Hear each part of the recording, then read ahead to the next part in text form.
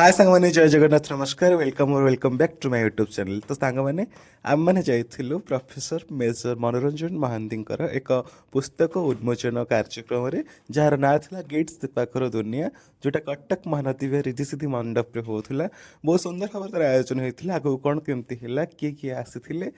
केउ साहित्यिक आसी मंचर सभा मंडन करते आपण मैंने भिडियो माध्यम आगे निश्चय भाव में देखिपारे। तो जदि आपको आज भिडियो भल लगी लाइक शेयर और सब्सक्राइब करने को जमार भूलें भिडियो सह शेष पर्यंत जोड़ी हो रुहतु।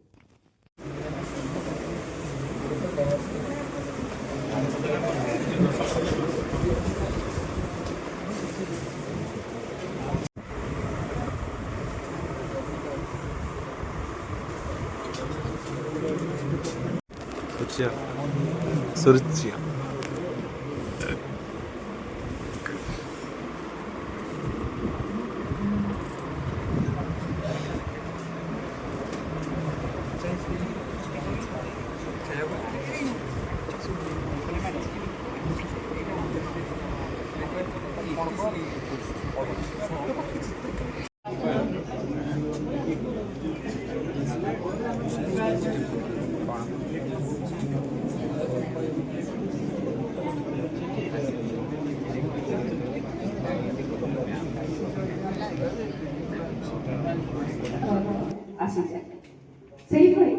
जड़े लेखक होती मनोरंजन महांती गाल्पिक मनोरंजन महांती आज गाल्पिक मनोरंजन महांती पुस्तक लोकार्पण उत्सव ये उत्सव जो मैंने मंच मंडन करेंगे मंचर शोभा बढ़ाइबे से समस्त को धीरे धीरे आमंत्रण कर मंच को आसवाई खूब सुंदर आज ये मंच ए मंचर शोभा आहरी बढ़ी कारण आज मंच को जो मैंने आसवे आसन ग्रहण करेंगे से समस्ते ओडिशार ओडिया साहित्य जड़े जड़े सुनामधन्य लेखक से समस्त को आम समस्ते जानी चिरपरिचित आम से समस्त लेखकगण मु प्रथम मंच को आमंत्रण करी आज मुख्य अतिथि प्रोफेसर वैष्णव चरण साहब ए ना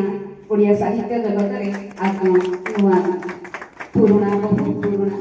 विशिष्ट साहित्यिक समालोचक मोर गुरु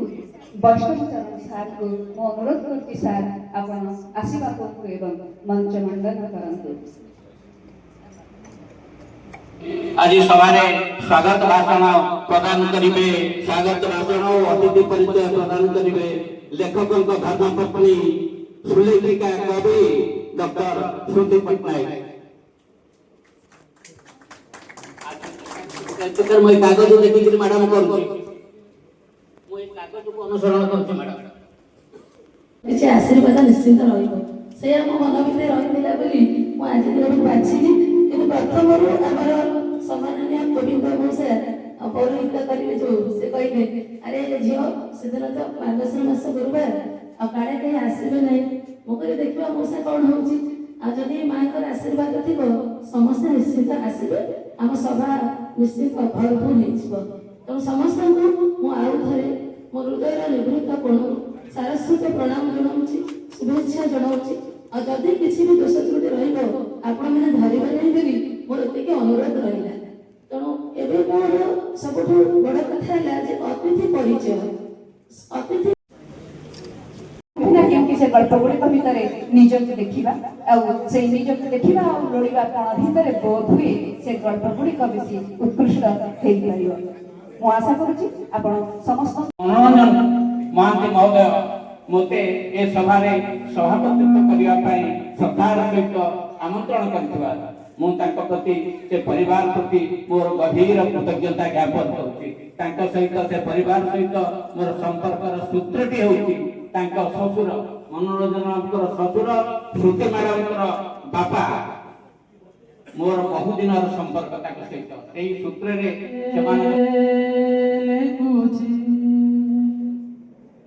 कविता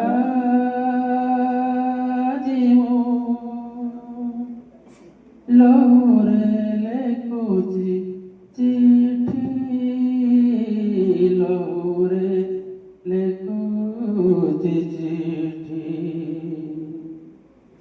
हे भगुण तुम्हें गला परे ପରେ ଅନେକ ଯାତନା ଏଠି ଅନେକ ଯାତନା ଏଠି ତୁମ ପରେ ପରେ এই ବଗିଚାରେ ଲାଗିଗଲା